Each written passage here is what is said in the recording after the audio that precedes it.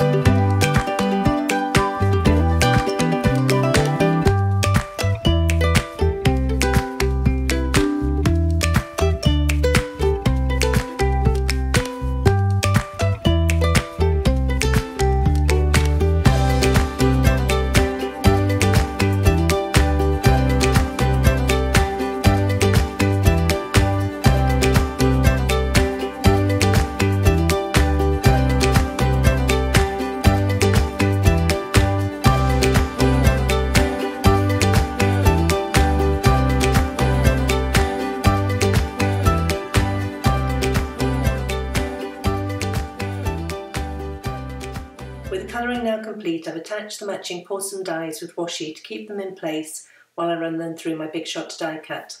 Having popped out all the images, I'm now starting to plan where I want to place everything.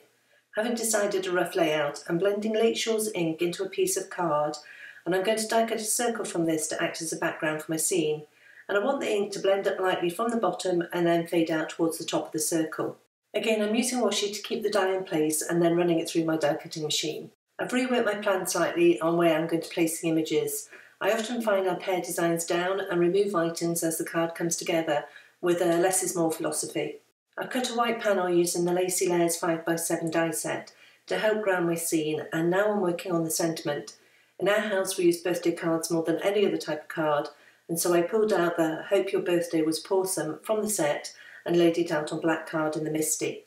I'm going to be heat embossing this sentiment, so I've treated the card with a powder tool to prevent stray embossing powder sticking, then stamped with a clear embossing ink and sprinkled with white embossing powder. I've tidied up any stray powder with a paintbrush and then using a good and hot heat gun to set the powder. I trim the banner down to a skinny strip and then add a foam adhesive to the back of all the elements to add them to the card.